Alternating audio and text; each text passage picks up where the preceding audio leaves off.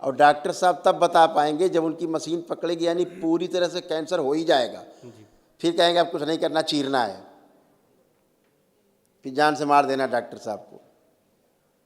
तो ये स्मृतियों का मतलब होता है रोग हैं, पूर्वजों के हैं, ये बनेंगे ही बनेंगे, आपको इनसे बचने का इस सृष्टि में कोई उपाय नहीं। केवल करौली शंकर महादेव के दरबार के अलावा इनसे तुम्हें धरती में कोई नहीं बचा सकता। होना है। गुरुदेव चरणों में कोटि प्रणाम गुरुदेव। खुश हो बेटा। मम्मी के लिए आए हैं गुरुदेव। कहाँ से आए हैं? जौनपुर से आए गुरुदेव। हैं? जौनपुर से। जौनपुर से। किसके लिए आए बेटा?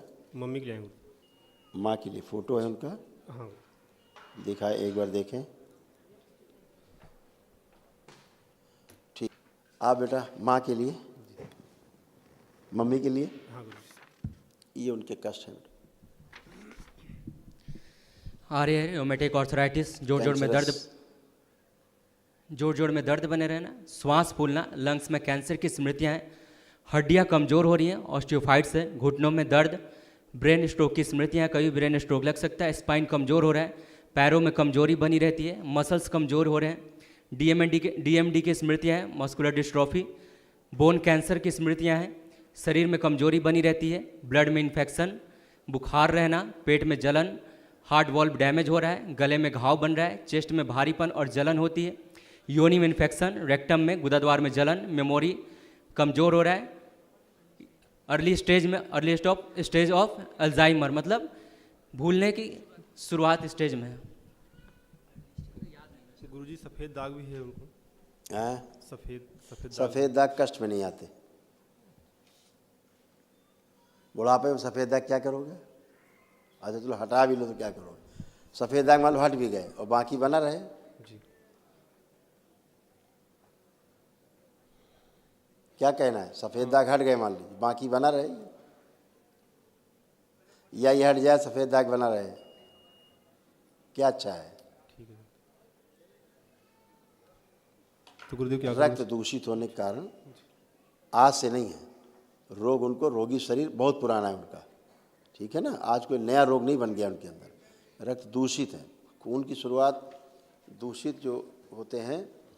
ये जो कष्ट है ना, ये तुम्हारी नानी से कष्ट बहुत है, तुम्हारी माँ को, नानी को ही सब कष्ट है तमाम, लिखे हैं ना, इसमें से ज़्यादातर 75% कष्ट तुम्हारी नानी के हैं। जी गुरुदेव। कहीं मिले हो नानी से अपनी? नहीं मिला हूँ गुरुदेव। ये कष्ट आपको समझ आते थे कभी उनको? नहीं समझ नहीं आया। वही कष्ट 75% आपकी मम्मी को, वहीं से आया है, बाहर से नहीं आ गया। ये सब स्मृतियाँ हैं पितरों की, लिखा है स्मृतियाँ। डॉक्टर साहब देखेंगे ये तो है ही नहीं, दरबार पहले ही बता दे रहा है कि ये होगा तुमको कैंसर। अगर लिख रहा है कि लंग्स कैंसर की स्मृतियाँ हैं, मतलब लंग्स में कैंसर बनना शुरू हो गया है। और डॉक्टर साहब तब बता पाएंगे जब उनकी मशीन पकड़ेगी, यानी पूरी तरह से कैंसर हो ही जाएगा। फिर कहेंगे अब कुछ नहीं करना, चीरना है, फिर जान से मार देना डॉक्टर साहब को। तो ये स्मृतियों का मतलब होता है रोग हैं, पूर्वजों के हैं, ये बनेंगे ही बनेंगे, आपको इनसे बचने का इस सृष्टि में कोई उपाय नहीं। केवल करौली शंकर महादेव के दरबार के अलावा इनसे तुम्हें धरती में कोई नहीं बचा सकता। होना है। लिख लो, ये जो हैं वो यही रहेंगे, है ना। और पूरे परिवार में है, कोई अकेले मम्मी में नहीं है ये। अगर हम तुम्हारी बात करें, तुम खड़े हो कि तुम्हें क्या कष्ट है ना। जैसे तुम्हारी बुद्धि फ्रीज हो जाती है अचानक, बात काम करते करते फ्रीज, सोचने समझने की क्षमता क्षीण हो गई है, हो गया कि नहीं हो गया? हैं, डिसीजन नहीं ले पाते हो ठीक से, होता है। अपने बारे में पूछने वाला था तो मम्मी को पूछ लेता हूँ। इसीलिए आप कोई काम ठीक से नहीं कर पाते अपना। जी। नहीं हो पाता।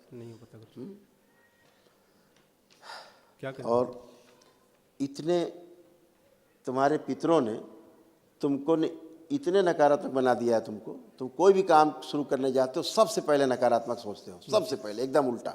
जी गुरु। होता है कि नहीं? होता है गुरु। हाँ, इतना नकारात्मक तुम्हारे पितरों ने बना रखा है तुमको।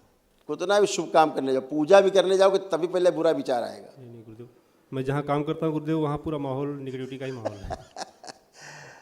बेटा समस्या बाहर नहीं है, इसी बात को तो समझना है।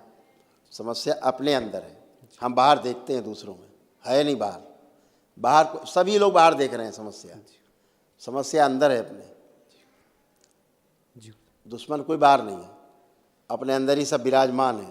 अपने पितर जहाँ बैठे हुए ना, अपने आप ही काफ़ी है मारने के लिए आपको, वो बाहर से दुश्मन नहीं लाने हैं, आपके पितर काफ़ी है आपको नष्ट करने के लिए। जी अज्ञानता रहती है, मरने के बाद कोई किसी का नहीं, जी गुरुदेव।